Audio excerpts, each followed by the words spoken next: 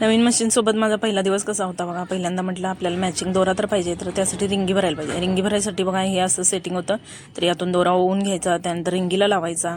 तर आता मी रिंगी तर भरून घेते. रिंगीला लावला दोरा, रिंगी बसवली बघा, असं होतं ते. आणि रिंगी भरली बघा, आपोआप ऑटोमॅटिक रिंगी भरते, आपण मशीन स्टार्ट करतो तशी. तर भरल्यानंतर ऑटोमॅटिक ते ओपनसुद्धा होतं. पण रिंगीच लवकर निघाना माझ्याकडं. रिंगी काढली, त्यानंतर म्हटलं आता दोरा ओवून घेऊया पूर्ण मशीनमधून. तर गुंडीचा दोरा घेतला बघा मी, आणि इथं ओवले, नेहमी ओवतं तसेच ओवले, पण दोरा काय पुढे येईना. तर बघा दोरा आता ओढा लागली तर पुढंच येईना. मग आणि चुकलं म्हणून आणखी एकदा काढला दोरा आणि असं पेळा घेत घेत ओवून घेतला, तर मग दोरा पुढे यायला लागला. हे लवकर माझ्या लक्षातच येईना. आता भरला, आता आणखी काय पुढचं सेटिंग बघा. पुढच्या आणि होल वगैरे होते छोटे छोटे, तर तिथून घेतला दोरा ओवून बघा. असं भरपूर ट्रॅक होता, तर त्या ट्रॅकमधून दोरा काढत काढत गेले. आता सुईमध्ये भरायचं.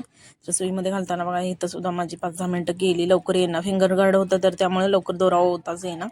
दोरा ओवून झाल्यानंतर बघा मी इथं सेटिंग करून घेतलं. 10वर ठेवली मशीन, 40 स्पीड आहे, आणि 10वर ठेवली आणि पहिली टिप मारून घेतली.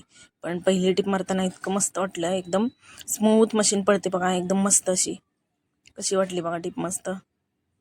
तर पहिल्यांदा घेतले मी पैठणी, नवीन पैठणीचा ब्लाऊज घेतला बघा हा शिवायला, तर छानच वाटलं.